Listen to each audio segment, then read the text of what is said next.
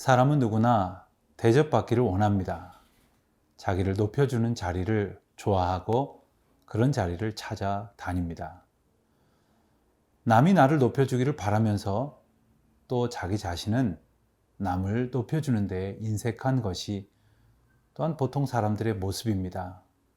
그런 우리들에게 하나님께서는 어떤 자세를 가르쳐 주실까요?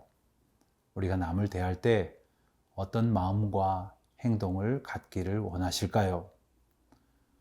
작은 자라도 귀히 여기시고 존귀한 영혼으로 품으시는 하나님의 그 놀라우신 사랑과 그 은혜로 우리를 인도하시는 주님의 귀한 말씀의 은총을 함께 묵상해 보실 수 있기를 바랍니다. 오늘은 마태복음 18장 10절로 20절까지의 말씀을 통하여 주님께서 우리를 사랑하시고 우리로 그 사랑으로 살아가기를 원하시는 그 말씀의 뜻을 깨닫는 귀한 시간 되시기를 바랍니다.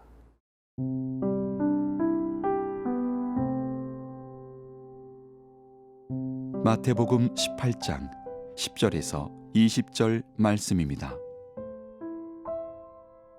삼가 이 작은 자 중에 하나도 업신여기지 말라.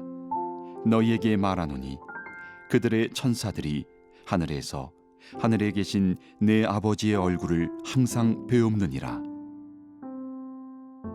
너희 생각에는 어떠하냐? 만일 어떤 사람이 양 100마리가 있는데 그 중에 하나가 길을 잃었으면 그 99마리를 산에 두고 가서 길 잃은 양을 찾지 않겠느냐? 진실로 너희에게 이르노니 만일 찾으면 길을 잃지 아니한 99마리보다 이것을 더 기뻐하리라. 이와 같이 이 작은 자 중에 하나라도 잃는 것은 하늘에 계신 너희 아버지의 뜻이 아니니라. 네 형제가 죄를 범하거든 가서 너와 그 사람과만 상대하여 권고하라.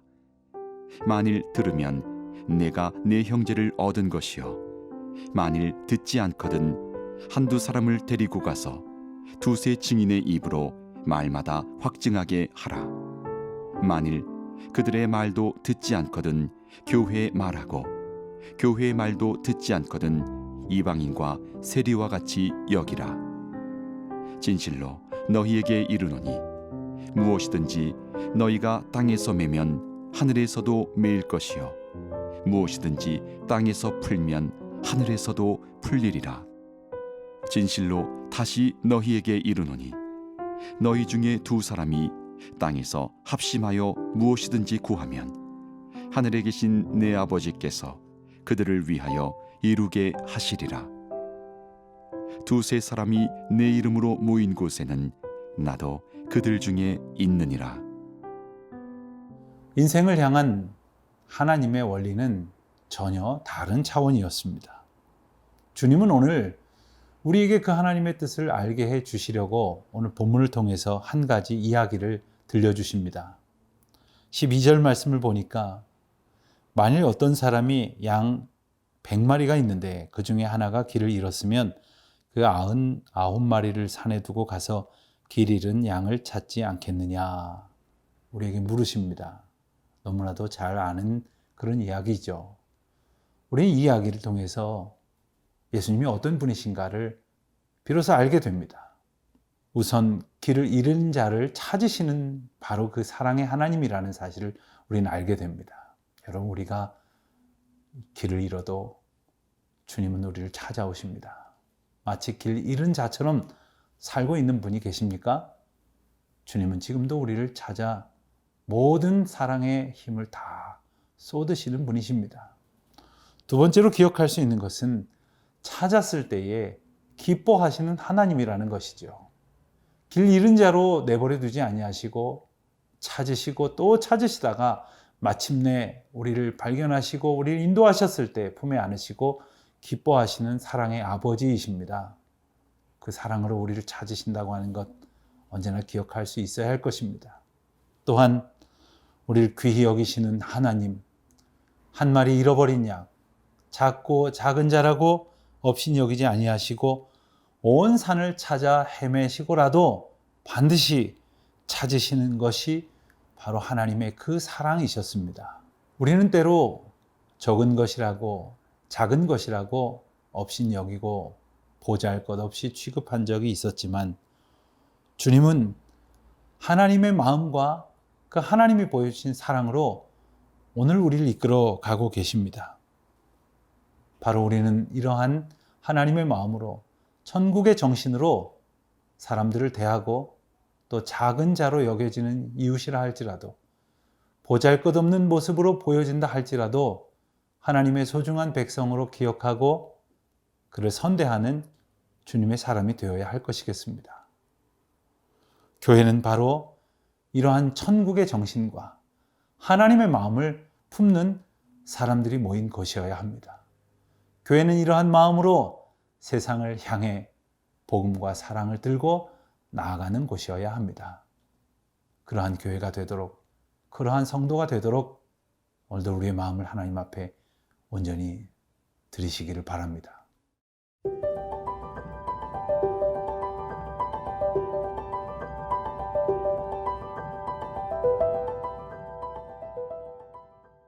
사람과 사람이 모이면 공동체를 형성하죠.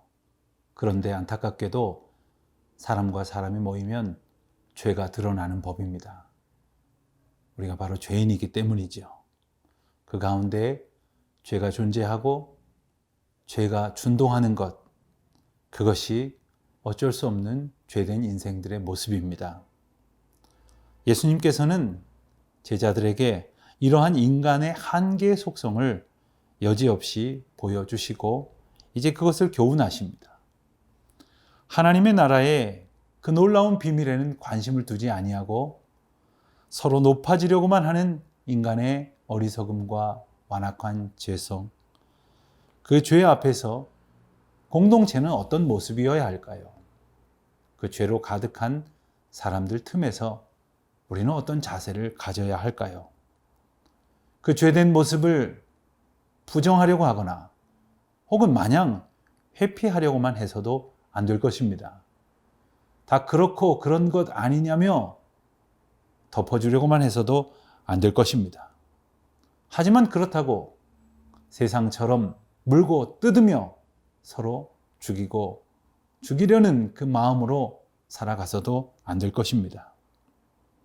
경우와 상황이 참으로 여러 가지이겠지만 우리는 이 죄된 현실 속에 타인을 만날 때에 어떤 자세를 가져야 할런지요. 오늘 말씀을 통해서 예수님은 매우 중요한 원리를 우리에게 일깨워 주십니다. 먼저 너와 그 사람만 상대하여 이 문제를 처리하라. 이 문제에 직면하라고 교훈하십니다. 그때 그 교훈을 그 상대방이 들으면 그 사람을 얻게 될 것이라 이렇게 말씀하십니다. 그렇습니다. 상대방의 허물을 보았을 때, 그의 죄성을 보았을 때에 하나님 앞에 기도하는 마음으로 그를 권면해야 할 것입니다. 그것을 들추고 다른 사람들에게 비난하는 그러한 빌미로 삼아서는 안 될 것입니다. 그런데 그가 그 권면을 듣지 아니하면 어떻게 하게 될까요? 예수님께서는 받지 않으면 한두 사람을 데리고 가서 두세 증인으로 확증하게 하라 말씀하셨습니다. 이것은 신명기 19장 15절에 나오는 유대의 율법을 따르는 방식에서 기인하는 것입니다. 그런데 그렇게 해서도 해결이 되지 아니하면 교회 공동체에 말하고 또 교회의 말도 듣지 않으면 이방인처럼 세리들처럼 여기라고 말씀을 하십니다. 여러분, 이방인들처럼 세리처럼 여기라고 하신 뜻이 무엇일까요? 그들을 내쫓고 그들을 외면하라 하시는 말씀이 아닙니다. 우리 예수님께서는 그들을 어떻게 대하셨습니까? 오히려 그들을 만나주셨고 그들의 죄를 용서하시고 그들을 품으시기 위해 그 사랑으로 다가가셨습니다. 예수님의 전적인 은혜가 아니고서는 회복될 수 없는 존재라고 여기라 하시는 말씀입니다. 그들을 불쌍히 여기라고 하시는 말씀입니다. 우리의 마음가짐에서는 끝끝내 공동체의 권면을 듣지 않았던 이들은 다 내버리고 쫓아버리고 싶은 마음이 들지 모르지만 주님께서 이방인들과 세리들을 끝까지 용서하시고 품으려 하셨던 것처럼 오직 주님의 권능으로 그들을 품을 수 있는 우리와 또한 교회가 되어야 할 것이겠습니다. 예수님의 마음처럼 죄인을 불쌍히 여기려는 그 마음이 우리에게 있습니까? 하나님의 사랑으로 그를 향해 다가가셨던 예수님의 마음이 우리에게 있습니까? 오늘 그와 같은 마음을 품고 그와 같은 심령으로 살아가기를 결단하는 저와 여러분이 되시기를 주님의 이름으로 축원드립니다.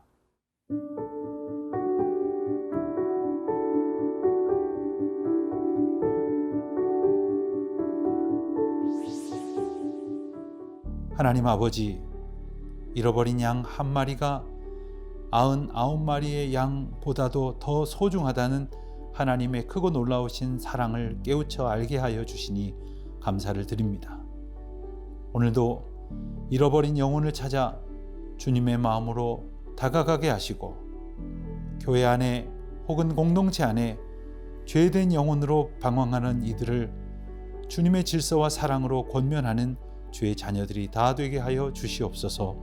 예수님의 이름으로 기도드립니다. 아멘.